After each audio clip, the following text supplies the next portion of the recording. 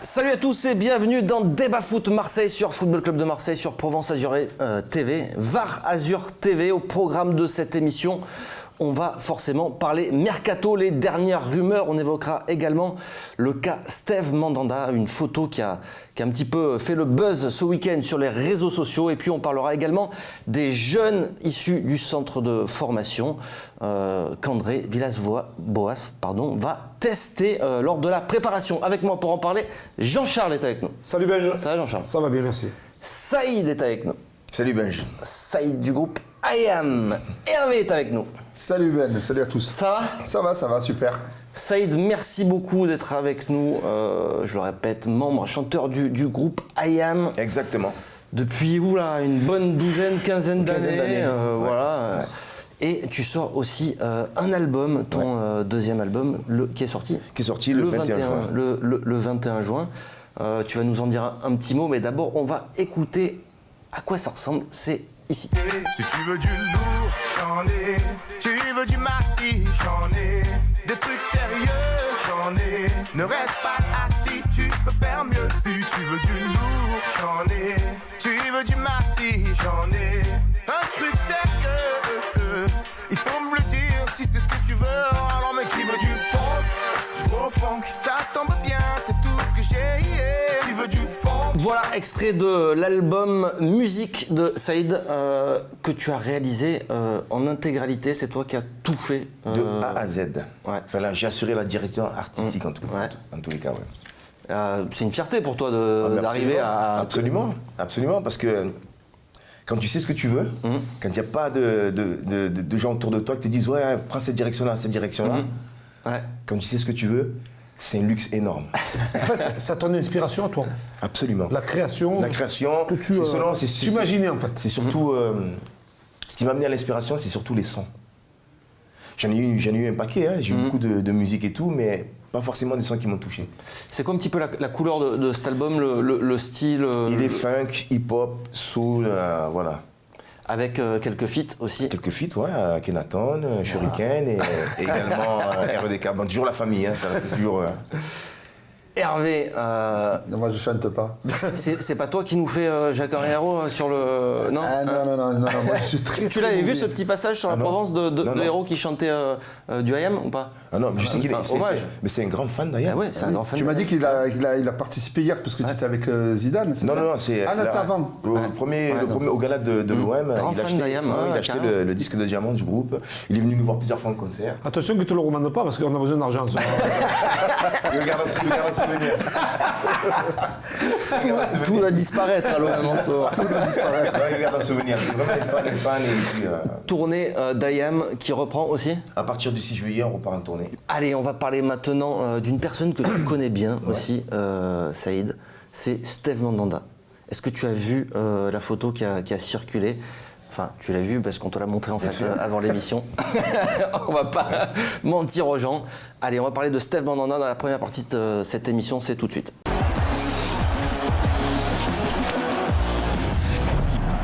Allez messieurs, Steve Mandanda qui a impressionné sur les réseaux sociaux. En tout cas, c'est une photo qui a circulé, on le voit. Très affûté, Steve Mandanda. Qui aurait fait, alors je mets le conditionnel, même si le journal de L'Équipe a fait un article là-dessus aussi, il aurait fait un petit séjour à Merano. C'est connu pour les sportifs de haut niveau. Gignac était allé là-bas aussi à une époque. Deschamps est allé là-bas. Ouais, tout à fait. Roland Courbis est allé là-bas. Beaucoup de joueurs et entraîneurs.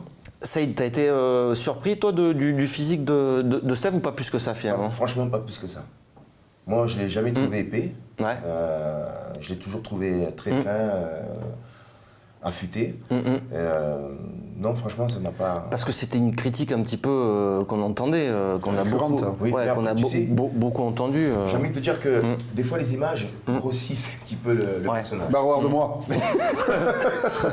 Il moi qui suis pas très grand de taille, quand on me voit à la télé, je parais 1m80. Et quand Ça, c'est vrai. Ouais, et quand je croise des gens en concert, ils me disent mais finalement t'es petit. Ben oui, je suis petit. C'est l'image, c'est la télévision qui grandit le truc. Mais non, moi, honnêtement, pour Steph, j'ai pas été surpris plus que ça. Bon, tu l'as coaché un petit peu aussi. Un petit peu. Il y a quelques temps, on avait des images aussi d'entraînement. Ouais, quand il a fini meilleur gardien de Ligue 1, il a eu envie de se renforcer au niveau du mental et de se dépenser aussi. Ça, c'est quand il est revenu de Crystal Palace à Marseille. Ouais. Et puis franchement, je dois dire un truc. Steph, c'est vraiment une personne qui aime l'OM. Parce que il s'est battu avec les dirigeants de Crystal Palace pour revenir. C'est-à-dire qu'il a fait un sacrifice de salaire. Il était prêt à ne plus s'entraîner à Crystal Palace pour revenir à Marseille. Donc ça prouve bien l'amour qu'il porte à ce maillot-là. Et à la ville aussi. Ouais, tout à fait.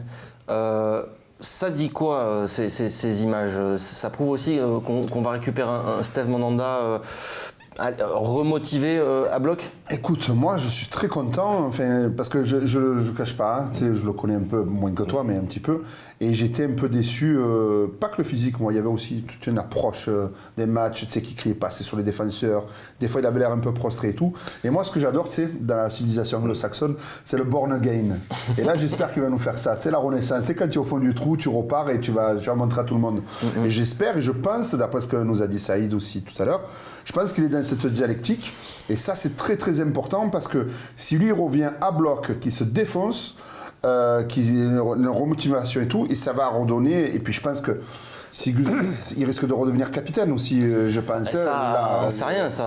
Il y a un nouvel entraîneur. Voilà, je pense que peut-être si c'est un mec à l'ancienne, il va prendre le joueur le plus ancien, donc il va le prendre à lui.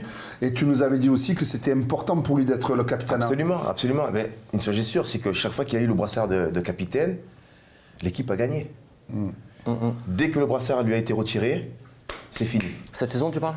Non, ouais, de cette saison. Ouais. Je peux vous dire une chose là-dessus, moi qui ai vécu un petit peu l'intérieur du foot, c'est que quand on est capitaine, qu'on te lève le brassard, qu'on le donne à d'autres joueurs, et qu'on perd, le coach, dans sa petite tête, ça travaille constamment. C'est-à-dire que pour eux, c'est des, pas médiatiques, mais des références. C'est-à-dire que quand je vais donner le brassard à Saïd, s'il gagne avec le brassard, de suite tu deviens super tissu. C'est-à-dire qu'il gagne avec, je ne peux plus le lever. Et là, ça n'a pas été le cas avec Garcia, bien sûr, mais ça peut être le cas avec Villas-Boas.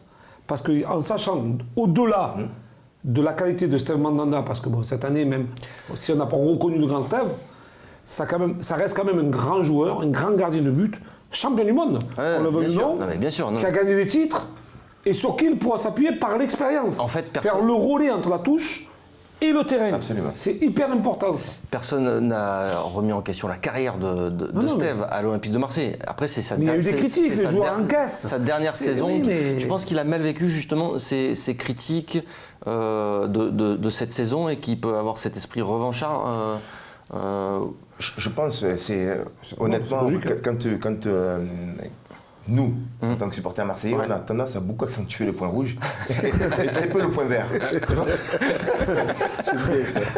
Tu vois? Donc, je pense qu'inconsciemment, le fait il a inconsciemment accentué le point rouge. Donc, je pense que oui, ça l'a affecté, sachant l'histoire, sachant ce qu'il a apporté à l'OM, et que du jour au lendemain, les gens se disent, les reproches qui lui sont faites, il a peut-être du mal à les accepter. Moi, en l'occurrence, j'aurais pas eu cette réaction envers lui ou envers l'équipe. Moi, en tant que supporter, voilà, en tant que supporter, si je vois que mon équipe ne va pas bien, je ferai tout, je mettrai tout en évidence de manière à ce que l'équipe puisse relever. C'est-à-dire que c'est pas quand l'équipe est au top qu'il faut la supporter, c'est quand elle est au fond du gouffre.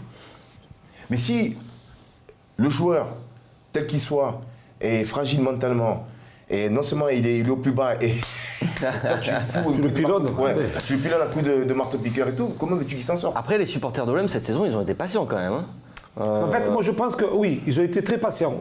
La difficulté cette année, pour revenir un petit peu à ce que disait Saïd, sur la question, c'est que à un moment donné, quand on n'est pas bien dans un groupe, que l'équipe ne tourne pas bien, il doit y avoir des responsables qui sont déjà les dirigeants et le staff technique. C'est-à-dire les entraîneurs, les adjoints, tout le reste. La psychologie, tout ce qui se passe. Si à un moment donné, tu ne donnes pas confiance à ton groupe, à tes joueurs, et des responsabilités, tu vas les tuer encore plus. C'est-à-dire que tu vas les freiner dans leur élan. Ouais, bien sûr. Tu vas leur dire attention à ça, au lieu de dire les gars, il faut y aller, il faut aller droit au but. Mais là non, tu vas le freiner et dire oh, attention qu'on ne prenne pas un but. Ouais. Attention qu'on ne fasse pas une mauvaise passe. Et à un moment donné, tu fais déjouer ton équipe. absolument. C'est qu'à un moment, voilà, à ce moment-là, c'est la responsabilité du staff. De dire les gars, aujourd'hui on joue contre Saint-Etienne. Saint-Etienne, qui c'est? Nous, on est chez nous, on va gagner, on va jouer notre football, on a telle et telle qualité, ils ont tel et tel défaut, on va appuyer sur leurs défauts. Et là, la chose est différente. Là, c'est juste. La chose est totalement différente. Après, C'est comme eux, s'ils vont chanter devant 20 000, Oui. et que d'un coup, ils chantent devant 300. Tu n'as plus la même... la motivation. La motivation et tout le reste. Si on te dit, oh, tu joues devant 300, quand tu vas jouer devant 20 000, la pression, elle est différente quand même. Hein. Il faut que tu sois bon, il faut que tu sois responsable de tout ce que tu vas faire. Et ça, c'est le même cas. C'est-à-dire, il faut qu'il soit manœuvré par des personnes qui sont ambitieuses. Et là, ça manquait un petit peu d'ambition cette année pour moi. On a senti, c'était aussi un reproche, justement, c'est ça dont tu parles, c'est pas un manque d'investissement, mais peut-être moins de motivation. Toi, tu dis, on n'entendait pas gueuler sur ses partenaires pour les replacer. Niveau et je joue dans les cages. Pour toi, les défenseurs, c'est, je ne sais pas dire le terme, mais ils t'appartiennent, quoi, tu vois. Et moi, des fois, je reproche. Oui, mais si on te le reproche. Non.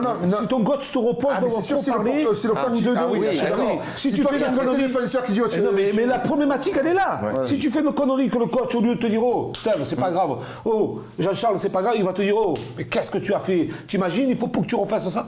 Oh, tu es comme ça. C'est juste. Parce que même si tu es pro, tu es Alors, comme il y ça. a une réalité aussi, c'est que Steve, il lui reste plus qu'un an de contrat. Oui. C'est-à-dire qu'à la fin de la saison prochaine.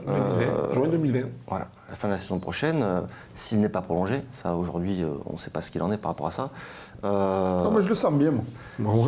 C'est-à-dire, tu sens bien. Je sens bien que je pense qu'il va jouer.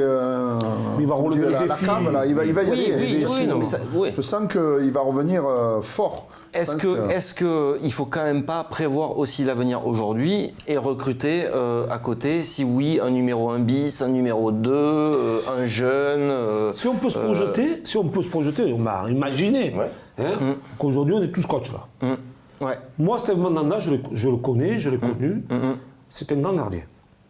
C'est un grand gardien avec une forte mentalité. Qui a gagné des titres, comme j'ai dit tout à l'heure. C'est un gardien qui va se remettre en cause. Parce que d'abord, il est déjà parti en préparation avant de reprendre l'entraînement, seul, pour se préparer, pour démontrer à son staff, au public, à lui-même, qu'il est capable d'être le top des tops, le phénoménal. Et je suis sûr qu'il va y arriver. Maintenant, pour l'avenir, comme tu dis, est-ce que ça ne serait pas bien de dire, Steve, on te fait confiance, l'année qui vient, tu as en fin de contrat en juin 2020, on prévoit la saison prochaine, en option, de prendre un joueur de 22, 23 ans qui serait susceptible de te remplacer. C'est comme ça qu'il faut fonctionner. C'est pas de dire au Steve, on va te mettre un gardien dans des pattes et tu te démerdes. C'est pas ça le jeu. C'est pas ça. Le jeu, c'est de préparer l'avenir tout en disant la vérité à ton gardien numéro 1. Après, c'est compliqué de faire venir même des jeunes gardiens aujourd'hui pour leur dire. Tu mets une clause pour la saison après. Tu vas pas jouer, quoi. Je te dis une bêtise. Le compte de Montpellier, que tout le monde en parle aujourd'hui, international. Le compte. Tu dis, écoute, tu sais ce qu'on va faire? On te fait un pré-contrat. En juin 2020, tu signes à l'OM. Ça, tu peux le faire aussi. Hein. Tu comprends ce que je veux dire? Tu mets une option pour juin 2020. Oui, mais ça veut dire que tu laisses travailler cette année. Ça veut dire qu'aujourd'hui déjà, tu dis, on arrête au bout d'un an avec Steve. Vous aujourd'hui, vous êtes plus dans un. Toi, tu penses qu'il peut encore continuer? Il en a envie, lui, il est vraiment déterminé. Là, il a 34, c'est ça? Ouais, je l'ai jamais vu. Je l'ai croisé la semaine dernière. La façon dont il m'a parlé, tu sens quelqu'un de déterminé. Non, mais il a envie de. Mais vraiment, il est hyper. Les vrais pros, c'est ça. Il est déterminé. Tant mieux. Il m'a dit, Saïd, tu verras, cette année, je vais me prouver à moi-même qui je suis. Et franchement, pour avoir fait, comme l'a dit Jean-Charles, tout ce qu'il a fait en amont, avant la préparation, etc., ça prouve bien sa bonne foi et sa détermination à l'Olympique de Marseille. Et puis même quand on joue au niveau, Steve, ça fait maintenant 12, 14 ans qu'il joue au niveau, il y a bien une année où tu peux passer au travers. Oui, Mais bien comme sûr. tout le monde, dans Bien tous les métiers sûr, du monde. bien sûr. L'électricien, il peut avoir des problèmes en interne à la maison, Steve, il peut avoir des problèmes, il a été fatigué pendant un moment, psychologiquement, il n'était pas bien. Il y a un tas de trucs. Les gens ne le savent pas. Exactement. Lui, aujourd'hui, il a gagné, peut-être il a magasiné tout ça pour se remettre en question et se dire, tiens, voilà, aujourd'hui, tout est réglé, j'ai tout mis à plat, il faut que je retravaille comme je travaillais auparavant et je vais leur démontrer comme je suis. Allez, on referme le dossier Mandanda et on va parler des dernières rumeurs mercato. Alors, il n'y en a pas des masses, mais il y en a quand même 2 ou 3 qui ont circulé ce week-end. On en parle tout de suite.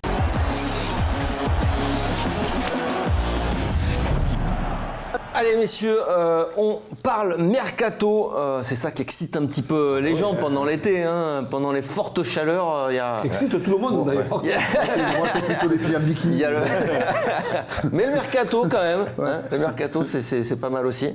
Alors au niveau des arrivées, il n'y a pas grand chose de nouveau. Se mettre sous la dent. Ouais, c'est ça. Ouais. Sauf une rumeur qui a circulé donc déjà la semaine dernière et celle qui mène à un attaquant argentin. Dario Benedetto, je ne sais pas si tu connais, Saïd, c'est l'attaquant de Boca Juniors. Déjà, il a un beau nom, Benedetto. Ouais. Ça va bien sonner, ça. 29 ans, qui a de belles stats avec Boca, même s'il est un petit peu moins bien en ce moment. C'est quand même Boca. Ouais, Boca, il a marqué 40 buts en une cinquantaine de matchs. C'est un club de malade là-bas, le mec il doit mettre la pression. Quoi. Voilà, Il va pas challenger ici. forte personnalité, un vrai buteur, grosse frappe. Alors, ça a commencé à circuler la semaine dernière et là, la presse... Joueur libre, pardon. Joueur libre. Ah non. Ah non. Ah, d'accord. Ah non. Déjà, ça change. Ça change la donne. Ça change la donne. Non, mais allez, important à faire savoir à ceux qui nous écoutent. Justement, on y vient. La presse argentine a évoqué ce week-end que l'OM était sur le point de faire une offre Attention. de, roulement de tambour, 17 millions d'euros. Ah, quand même. C'est pas énorme. Ah, non c'est pas plus. énorme, c'est correct. C'est correct, sauf que C'est correct, mais dans bon, la ouais. situation actuelle, C'est monstrueux. Oui. c'est déjà beaucoup pour l'Olympique de Marseille. Enfin, Oui, de toute façon, on l'a dit, nous, s'ils vendent pas, ils pourront pas Ça, c'est une vérité, se par positionner officiellement sur des joueurs. Bon, on le sait, même si toi, tu connais pas le joueur argentin. Bon, généralement, c'est des profils qui collent un petit peu à la peau de ce club, avec... Pas forcément. Tu sais, après, un joueur étranger, quand il vient dans un autre pays qui n'est pas le sien, il faut s'adapter, Ouais, il c'est faut vrai. parler la langue. Il n'a jamais évolué en Europe. Voilà. Peut-être comment il sera perçu quand il viendra en France. Il y a plein de processus qui se mettent en place là. Ouais. Donc c'est pas évident. C'est un risque pour toi? Ça peut l'être. Alors, Rares sont ceux qui ont réussi, tu vois. Ouais. Il tous parle les- d'un Condor, voilà. il parle de tout Et c'est un poste exposé, hein? C'est un pote qui est vachement exposé. Il faut avoir du caractère, il ne faut pas avoir peur, loin de la famille. Et s'il n'a jamais quitté son pays pour aller ailleurs, je sais pas. Je reste dubitatif, moi. À voir. Toi, tu serais plus pour miser sur un attaquant qui évolue déjà dans le Ligue 1, championnat bien sûr. européen Oui, ou bien un sûr. jeune en Bah, Ligue 1. exactement, On oui. parlait d'un Thuram également, dans la Par même exemple. Mais c'est des joueurs gamme qu'il de faut prix, prendre. tu vois. Mais c'est des joueurs qu'il faut prendre, ça. C'est des joueurs qui ont beaucoup à prouver, qui sont jeunes, qui ont envie de travailler Ouais. et qui ont besoin de mûrir. Tout à fait. Il faut leur donner la chance. Moi, il y a un défenseur aussi que je trouve très intéressant, qui joue à Nîmes, qui s'appelle Anthony Briançon. Eh oui. ouais. C'est C'est vrai. Marseillais, hein. Qui est capitaine de Nîmes à son âge, Ouais. joueur de caractère. Et puis si tu regardes son cursus, il n'y a pas Je d'histoire connais ce autour de petit, lui. moi. Quoi. Il n'y a pas Ouais. d'histoire autour de lui. Il aime la nature, il aime. Ouais. C'est des joueurs qu'il faut. C'est un super Et profil, ça, Voilà, c'est c'est un profil qui correspondrait Mais vous en à la avez parlé. défense de Ouais, Marseille. on en a parlé déjà. la Ça défense. fait partie des pistes étudiées par l'Olympique de Marseille. On revient sur Dario Benedetto. Vous en pensez quoi, vous, messieurs? Moi, je pense, bon, je suis un petit peu de l'avis de Saïd. C'est vrai que quand on s'en va de son pays, c'est difficile de pouvoir s'adapter rapidement. Mais l'avantage qu'il peut avoir, c'est de jouer en Argentine. Ouais. Et l'Argentine, on connaît la ferveur. Oui. Et Boca, on connaît autre que la ferveur. C'est-à-dire, dans ce domaine-là, tout ce qui est pression, tout ce qui est ambiance, ça ne choquera pas Ouais, trop. ouais. Maintenant, l'avantage d'un attaquant ou le désavantage d'un attaquant par rapport à un défenseur ou un milieu, c'est qu'il faut qu'il marque de suite. faut être accepté, il faut qu'il marque de suite. Parce que déjà, ça gamberge, ça se fait pendant grippe, et on a payé tant de millions d'euros pour le faire venir. Si il ne marque pas dans les 3 premiers matchs, ça va commencer à gronder. Exactement. Donc il va falloir le protéger, et surtout, ne pas l'annoncer comme une star. Parce que le désavantage qu'on a, nous à Marseille, c'est que la presse ou les dirigeants annoncent un nouveau joueur. Un attaquant argentin d'Oboka, s'il débarque, il va être un peu attendu comme une star. Qu'on attend de le découvrir. Oui. Je ne sais pas. C'est la surprise. C'est peut-être la belle surprise. Hervé, c'est ce qu'on attend. Tu en penses quoi ça te plairait? Oui. Toi, tu miserais plus aussi sur... Je base beaucoup le football sur la grinta, donc je préfère des profils comme ça que des endormis, des fois, qui vont... Moi, je veux plus de joueurs soporifiques, je veux des fatigués. Non, mais surtout dans le centre, Hervé. Il faut des gens... Voilà, il faut des gens qui caractériels et tout. Tu vois, je lisais un petit truc ce matin, là, mais je crois que c'est sur le mur d'Omar, qui est à la douche. Il a mis... Tu te rappelles ce Lisandro Lopez qu'il y avait à Lyon, là? C'était un cancre là, lui, tu vois. Non, mais tu te rappelles, il était devant, on aurait dit un pitbull. Ça, voilà, moi j'aimerais vraiment un fatigué devant. Alors je connais pas son jeu, je vais pas dire que je le connais pas. Mais je veux dire, voilà, j'espère qu'il nous faut quelqu'un qui nous mette vraiment l'animation de la vie devant. Je redoute le joueur insipide devant. Voilà. C'est un peu un profil à la Gignac. Tu vois, avec grosse frappe. Costaud. Alors peut-être grosse pas mentalité. Aussi costaud physique que Gignac, mais je peux pas assurer, Gignac elle a des mollets comme ça. Des mollets de grive. Non mais d'accord. Des mollets de grive. Bon, quand tu passes à côté de Gignac, il est comme ça. C'est vrai. Alors messieurs, il y a une autre rumeur, mais là on va basculer au côté départ. Côté départ, vous le savez, l'OM doit vendre impérativement et doit récupérer beaucoup d'argent cet été sur les transferts. Florian Thauvin, c'est un petit peu la plus belle valeur marchande de cet effectif-là. Il serait, d'après la presse anglaise, dans le viseur d'Arsenal. Voilà. Et Arsenal, serait pas très chaud pour mettre les 50 millions que l'OM aimerait récupérer au minimum sur Florian Thauvin. Est-ce que pour vous, d'ailleurs, ça serait le minimum ? Oui, vu les tarifs en Angleterre, vu le pognon qu'il y a dans les caisses d'Arsenal, il faut les alléger, moi, je dis Arsenal. Il faut leur faire du bien, il faut les alléger, tu vois. Moi, non, je pense qu'il faut vraiment leur prendre. Mais c'est bizarre, pour en avoir parlé avec lui il y a 2 ans, tu vois, lui, il était plutôt attiré par le champion italien, tout à fait. Oui, d'accord, mais bon, Arsenal, ça serait une belle offre. Arsenal, c'est beau, attends, sincèrement. Au vu de l'expérience qu'il a eue à Newcastle, est-ce qu'il est prêt à retourner en Angleterre? Il m'a parlé, c'était parce que c'était une petite ville. Après Newcastle, Arsenal, c'est différent. Voilà, non, mais tu es dans une grande ville, il me dit, le soir, tu rentrais, il y avait toutes ces briques rouges. Je mangeais du pudding, il me dit c'est désespérant Newcastle. Tu vois, à Londres, tu as de quoi t'aérer l'esprit à côté. Il y a beaucoup d'internationaux français aussi. Je pense que s'il doit repartir, il faut qu'il reparte en Angleterre, c'est un club de Stamplers, ça pour lui correspondre. Moi ça m'inquiète quand même parce qu'en fait, on a beaucoup entendu parler de clubs autour de Thauvin. Mais il ne s'est jamais rien passé, quoi. Il ne s'est jamais rien passé, donc je pense que s'il y a une belle opportunité et on connaît la délicatesse de l'OM aujourd'hui sur le plan financier, je pense que l'OM est une offre à 50 millions. L'OM aurait signé. Et bon, après, les conditions pour le joueur, je pense que il y a aussi de belles conditions pour Flo Thauvin. Mais là, moi, je me pose des questions véritablement. Si le Thauvin à ce style de club-là, quoi, avec ces offres-là. C'est ce que j'allais te dire aussi. Oui, parce que bon, ça traîne quand même en longueur, là. On se rend compte que ça fait quasiment 1 mois que le mercato a été ouvert. Ça n'a pas trop bougé, si ça bouge. Bon, après, ça n'a pas bougé quasiment en Europe.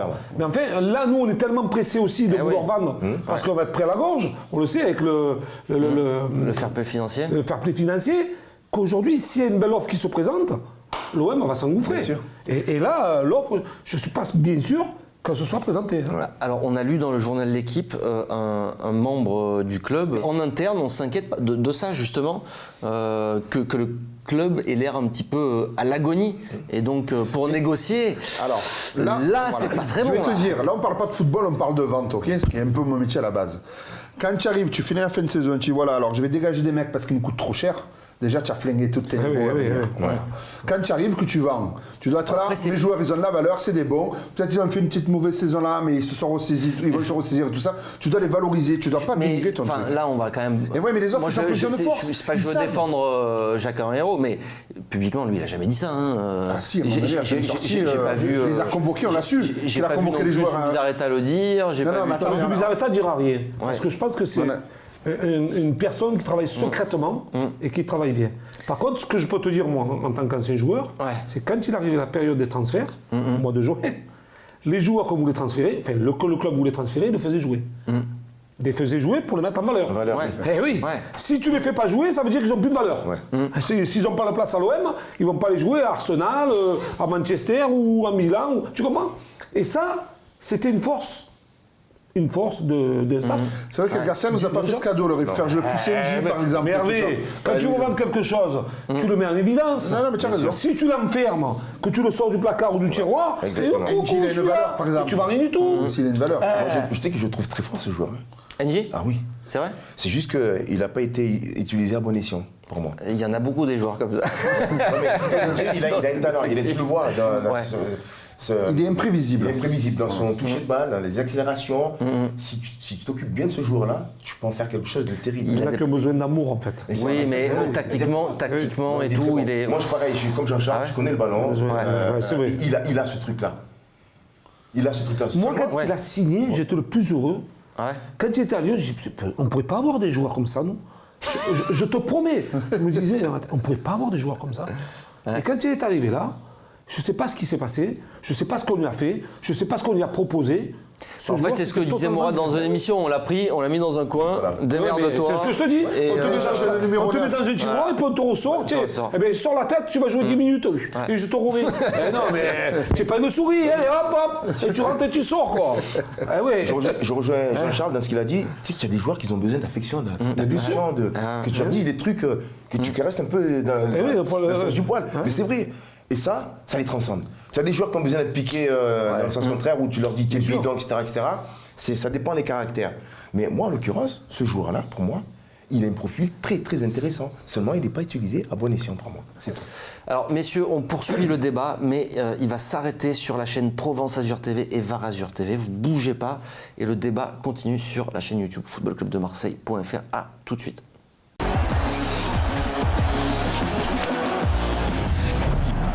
Et messieurs, on continue à parler mercato, mais colonne départ. Colonne départ, parce que bon, ça bouge pas trop, enfin ça bouge nulle part en même temps, ni départ, ni arrivée.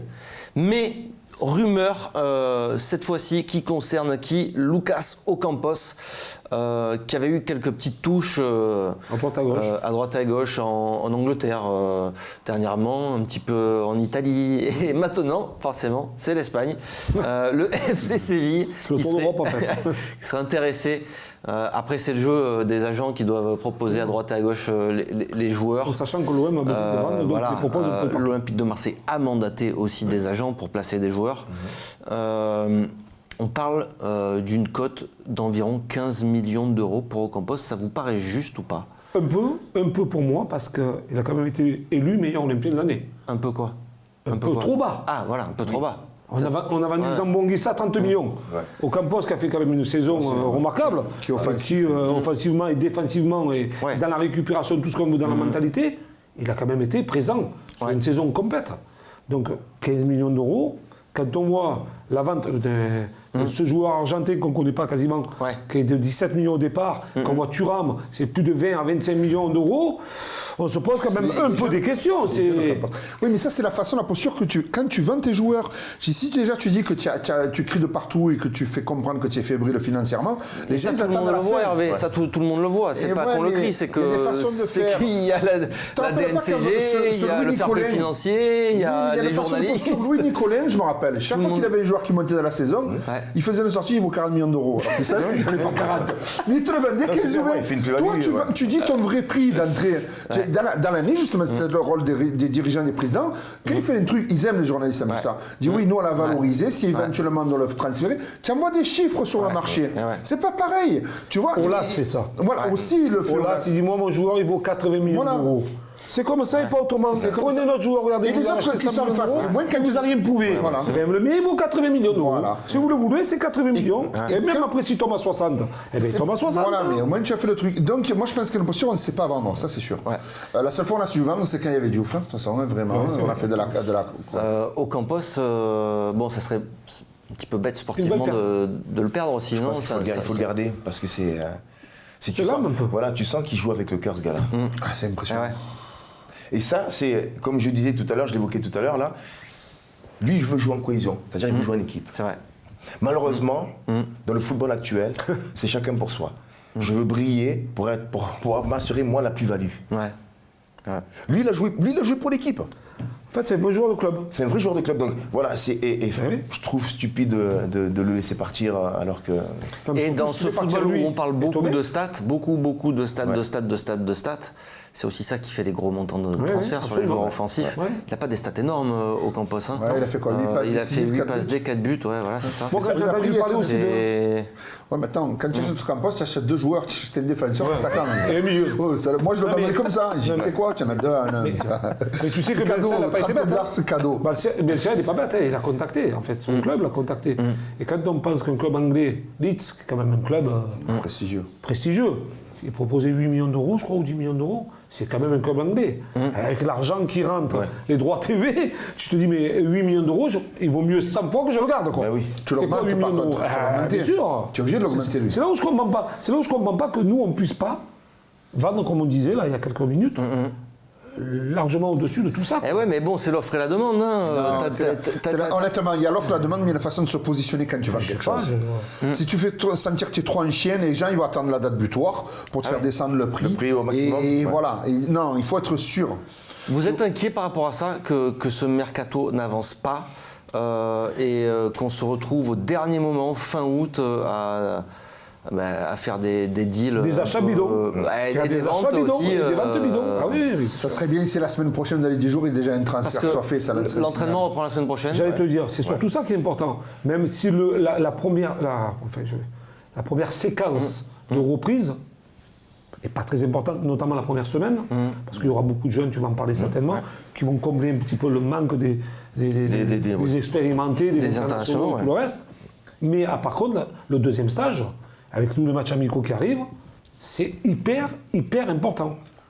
Ouais. Parce que la saison sera lancée, le début de saison sera lancé, il faut rentrer dans la compétition avec une activité réelle. Pas être encore en dessous, comme ça avait été le cas de Rami, comme ça avait été le cas de Kaletassar. Ça, c'est interdit, ça. Parce qu'à Nîmes, on avait pris un bouillon pas possible. Ouais. Il n'y avait pas que. Ça, il ne faut plus que ça se reproduise. Bon, là, a priori, ça ne sera pas le cas parce que J'espère. Déjà, il n'y a pas la Coupe du Monde. Steve, lui, pour le coup, il reprend logiquement. Il est très intelligent. Adil, je l'ai vu, je le suis sur Instagram, il est plein de crossfit et tout à Los Angeles. Tous les jours, il est à la salle de muscu et tout. Mais en fait, c'est des joueurs qui ont d'expérience, avec une certaine mentalité de la gagne. Oui. Donc, alors, c'est vrai qu'on les a critiqués parce qu'il ne faut pas s'engager. On a dit quand ils étaient mauvais, qu'ils étaient mauvais, quand ils étaient bons, qu'ils étaient bons. C'est pas une critique, c'est une réalité. C'est une critique constructive. Exactement. Maintenant, je suis persuadé que Rami, comme tu viens de dire, est capable de revenir aussi à son top. Hein. C'est pas à 32, 33 ans qu'on est mort. Et surtout en France, quand on dit qu'il a 33 ans, il est cuit. Vieux, il joue à 40 ans en Italie. Voilà. Allez messieurs, on va parler de la reprise de l'entraînement et des jeunes qui vont être incorporés par André Villas-Boas. On en parle tout de suite dans la dernière partie de cette émission.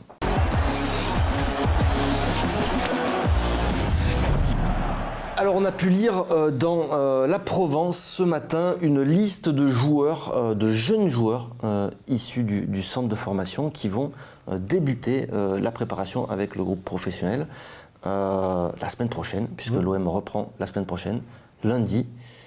Quand moi je pars en vacances d'ailleurs. Voilà. Moi je pars en vacances lundi soir. On va faire comment Je fais l'émission de lundi quand même. Ah ok, d'accord. C'est sympa quand même. Tiens, on va parler de ton voyage. Alors je vais vous donner un petit peu les noms. Alors le premier, il est un peu compliqué à prononcer, donc je vais essayer de bien le lire. C'est Simon Ngan Pandoubou. Là, il a 4 noms. 4 noms. Je suis vraiment désolé de lire aussi mal ton nom. Il est né en 2003, donc c'est un très jeune joueur. On a aussi Aaron Camardin, Jaurès Rabou, 2003. Également Isaac Liadj, 2002. On a Ali Abdallah Mohamed, latéral droit, qui est un petit peu plus connu aussi. On a Nils Exactement, qui est latéral gauche aussi. Et puis on a ceux qui ont signé pro récemment, un gardien de but, Dia, Filippono et Lucas Perrin. Que je connais bien. Voilà, c'est un petit peu les noms. Alors on en connaît certains.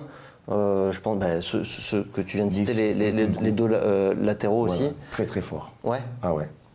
Tu connais bien le joueur ou Je connais très bien le joueur. Je l'ai aperçu il y a 6 mois. Ouais. Et la posture et sa façon d'être, son physique, pour moi, il avait le profil pro dessus. Ah ouais. Quoi. Ah ouais, c'est incroyable ce joueur. C'est vrai que c'est important ça aussi. Incroyable. Pour intégrer directement les pros. Mais franchement, oui. Ah ouais. Alors c'est un joueur qui n'a pas encore signé. Justement, il y a C'est en négociation. C'est en négociation. J'ai entendu sur RMC son agent qui expliquait qu'il était un petit peu surpris aussi de voir. Les propositions. Surtout de voir l'OM prospecter à l'étranger pour ce poste-là aussi. Et il se disait, c'est un petit peu bizarre parce qu'on a ce joueur ici, ce jeune joueur. On a Roquia aussi, mais il faut chercher ailleurs aussi. Et pourtant, donc on est en négociation et j'apprends qu'ils cherchent aussi des prêts. Ils veulent des prêts peut-être dans de joueurs dans des clubs européens. C'est pareil, pour les abonnements, il te faut du clinquant aussi. Ouais. C'est ça le problème. Il n'a pas de nom encore, le petit, même s'il est très fort. Il n'a que 16 ans. Ouais. Voilà. C'est bien ça, il a 16 ans. Alors Nkunku, je vais vérifier. 18. 18, Ouais. bon déjà 18 c'est un peu plus... Tu peux rentrer dans le monde du professionnalisme un peu plus moi je veux rapidement. Mercato, moi je veux Saïd, conseiller du président, parce que depuis tout à l'heure il m'apprend des choses. Oui. Je lui dis, attendez, Jacques-Henri, il faut faire quelque chose là. Non mais c'est aussi important, c'est un signal que tu vas envoyer. On sait que la formation, ça fait partie du projet qui a été annoncé. Donc si tu le fais pas maintenant ou financièrement tu es un petit peu en délicatesse, tu le feras plus jamais. Il y a tas de choses en fait. À 10 000 euros tu les as quoi, par mois, c'est un début de leur carrière. Ça sera même pas 10 000 euros, Hein ça sera beaucoup moins. Voilà, mais même, enfin, entre 5 et 10 000 quoi, tu les as les gars. Ça dépend lesquels, hein, non, parce que ces joueurs-là, ils sont quand même courtisés pour certains. Par des gros clubs. Par d'autres clubs. Des clubs Ouais, mais bon. Ouais. Oui, mais après, il faut que ces jeunes aussi qui se rendent compte que d'aller trop vite, des fois, tu vas nous le perdre. Après, quand on est jeune, quand on fait partie d'un club comme l'Olympique de Marseille, qu'on le veuille ou non, ça reste quand même le meilleur club de France. Une Tu vas plus-value, gagner le plus. Voilà. bien sûr. On sait qu'on peut passer d'un coup du jour au lendemain en pleine lumière. Ouais. Après, il ne faut pas être gourmand d'entrée. Il faut montrer toutes tes qualités, démontrer Absolument. tes capacités. Parce que c'est pas parce que tu es à l'OM que tu es le meilleur joueur du monde. Hein. Absolument. Et tu n'es pas le meilleur jeune non plus. Donc, si on te fait confiance, il faut que toi, tu saches renvoyer l'ascenseur.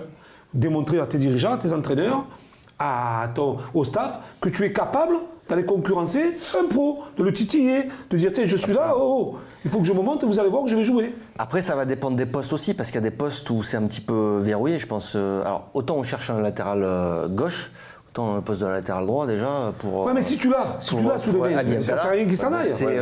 Oui, tu l'as. Oui, mais donc comment tu fais pour le mettre dans une rotation, dans une Non, mais tu saison le mets pas dans une où t'as. Il a Non, 17 ans. juste le fait de l'intégrer au pro et de faire les entraînements. On en revient à ce qu'on disait tout à l'heure. Il y a la psychologie, il y a une préparation, il y a un avancement à faire par rapport aux jeunes. Ce qu'on a fait un petit peu à Camara, même si on l'a mis au placard pendant un moment, il fallait faire un petit peu différemment. Mais à ce joueur-là, on peut lui dire écoute, tu as 17 ans. Mais t'as Sakai et t'as Bounassar. Bounassar, c'est pas son poste de prédilection à Bounassar. Oui. C'est un milieu offensif. Oui, mais il me semble. aujourd'hui, c'est.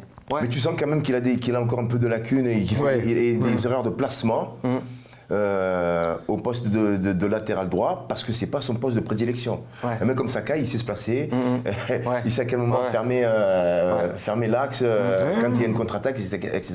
Je suis certain, pour revenir à ce que disait Saïd, que la saison prochaine, Sarr ne jouera pas le latéral droit. Ah ouais. Et vous verrez, Il reprendra son poste de prédilection. il va jouer un petit peu plus haut. Exactement. Je suis certain. Et s'il y a pas, De par sa percussion, il peut À moins apporter... que Sakai passe totalement au travers. Hein. Ouais, bien sûr. Mais voilà, je suis pas. Maintenant, pour en revenir aux jeunes, je pense que ça se prépare. Et puis les jeunes, s'ils sont bons, à un moment donné, dans tous les grands clubs du monde, et à Paris, on les a vus, les jeunes, hein, 18 ans, ils ont joué, ils ont pris la place des internationaux. S'ils sont bons, mais ils mettront les pros dehors, c'est eux qui joueront. Bien sûr. Et voilà, c'est tout. C'est une porte qui s'ouvre. Il faut savoir bien ouvrir la porte. Tu as aussi le jeune Filippono. oui, milieu de terrain. Milieu de terrain. Ouais. Mais là aussi, à ce poste-là, il y a du monde. Hein. Il y a beaucoup de monde. C'est compliqué, quoi. C'est un poste qui est super ingrat. Aujourd'hui, le poste de milieu de terrain, il a changé. Avant, c'était, tu avais le numéro 8, le numéro 10 qui restait dans l'axe. Là, les milieux, ils sont obligés de faire des courses sans arrêt, latérales, quoi, tu vois. C'est un poste qui est hyper ingrat. Et il faut avoir du coffre pour ça. Ah oui, beaucoup même. Ah oui, ça c'est certain. Voilà, ici, si tu fais pas le ménage, ce jeune-là, jamais tu pourras l'incorporer. Alors, est-ce qu'il ne faut pas en prêter certains aussi? Pourquoi pas Il faut savoir une chose, que là ils vont partir en stage, on parlait de que les jeunes vont être pris Ça pendant va être la quelques Star semaines. Academy, Lui, la première semaine. il a annoncé de toute façon, il veut les voir, il veut les tester et il veut voir combien il peut éventuellement. Alors, peut-être qu'il n'y en aura aucun. Peut-être qu'il va juger, il va dire il n'y en a aucun qui est prêt et c'est pas possible. Parce qu'il. Ouais, vas-y. Non, mais surtout quand on est jeune comme ça, et que je te dis, quand on mène avec toi en pro, en stage de préparation, tu sais très bien que dans ta petite tête, tu ne vas pas être titulaire en première division. Mais si tu ne te montres pas, si tu ne te défonces pas quand il y a des footings, quand il y a des séances de jeu, tout ça, de ne pas être premier, l'entraîneur dit mais ce jeune, je l'ai pris, je lui ouvre une porte, il ne s'en sert pas, c'est moyen. Et là, il va les tester. Ça donne en fait aux jeunes l'envie d'aller plus loin. T'imagines, on t'ouvre la porte à 16 ans, 17 ans, d'aller t'entraîner avec des pros à l'Olympique de Marseille. C'est énorme. C'est énorme ça. Après, c'est certain que c'est la première semaine de stage ou de reprise d'entraînement que souvent, comme un effectif, par des jeunes. Bien sûr. Parce qu'il manque d'autres joueurs. Il va pas pouvoir, là, on en a listé une dizaine. De toute façon, il va en garder quoi? 2 ou 3? Mais il faut profiter de l'opportunité de pouvoir se montrer. C'est important. Et puis si le coach, il est très bon en observation, s'il observe très bien ses joueurs, il va lire l'expression corporelle de certains joueurs, il va dire, voilà, lui, il a le profil pour intégrer le groupe pro. C'est juste une question d'expression corporelle aussi. Hein. C'est un danseur qui te parle. Voilà, tu as la différence. Non, mais c'est important. Voilà, Ah, mais il a raison. Les attitudes, c'est... J'ai fait beaucoup de combats à l'époque, je combattais beaucoup, j'ai arrêté et ça a développé un sens en moi que j'ai découvert à travers les combats, l'expression corporelle. Si à l'entraînement, tu as un gamin qui arrive les épaules avachis, pas sûr de lui, le coach il va dire, lui je suis pas sûr donc je mets de côté. Si il voit un gamin arrive déterminé, sûr de lui et de voir qu'il a envie de réussir, la présence, tu vois la posture. Tu sais, et en l'occurrence le petit Nils il a ce truc là. Il arrive avec beaucoup d'aisance, tu sais. D'accord. Et c'est ce qui m'a interpellé. Camarade. C'est ça. Il arrive avec beaucoup d'aisance. Mais dans ta théorie, le seul qui nous aurait cambriolé, c'est Chris Waddle. Le seul, oui. On aurait dit que le mec qui rate deux intérêts. Par contre, juste pour terminer, ce que je disais, c'est hyper important. Saïd, c'est que quand on a vu arriver Mitroglou. Aïe, le corporel, on est déjà mal barré. Non mais attends, Saïd, il est là, il a la barbe là, le short en bas, il marche, il est comme ça. Tu te dis, le mec, c'est un attaquant, lui. Il me fait peine, lui, oh. Mais absolument. Qu'est-ce qu'on va pouvoir lui donner à lui? Il détend de la main. Non mais Hervé, qu'est-ce qu'on va pouvoir lui donner? Il était raccord. Il me fait peine. L'expression corporelle. C'est pas méchant, mais c'est important. Quand il arrive ballot, il est comme ça. Bien sûr. Tu as beau dire ce que tu veux sur Balotelli, et le mec il arrive déjà, il met la pression. Gignac était comme ça aussi. Des Gignac, mais bien sûr. Bien sûr. Mamadou Niang, pareil, il arrive Drogba. Le mec il arrive avec beaucoup d'assurance. Déjà l'assurance, et puis la présence. Moi, Didier, quand il arrivait, je faisais des fois, je l'interviewais. Je me disais, le mec, il est jeune, mais j'ai quand même 15 ans de plus que lui, mais il est impressionnant, quoi, tu vois. Il est impressionnant, le mec. C'est un monsieur, quoi. Il impose, en fait. Il impose. Et ce sont ces détails-là que les coachs devraient voir aussi. Et qui aiment aussi. Qui aient le coup d'œil. Et ça va être donc la mission de Villas-Boas. On va terminer là-dessus, messieurs. Merci beaucoup. Merci Hervé. Il n'y a pas un truc sur les collègues exactement. J'allais. Pas aveugle. L'extérieur gauche. J'avais fait le geste. J'aime mon coach. J'allais y aller. Il m'a donné le brassard, donc je t'aide. Les collègues, et ouais. Ben oui, le 20 juillet, on fait les 20 ans des collègues au Château de la Busine. Il y aura 80-90% de casting, donc tous les acteurs et actrices qui seront là. Tu me regardes, Écoute, on va faire la Star Academy pour le 2. On va faire un casting le 20. Et on le fait ça au bénéfice d'ailleurs pour SIA Espoir, l'association de notre ami, de notre défunt ami.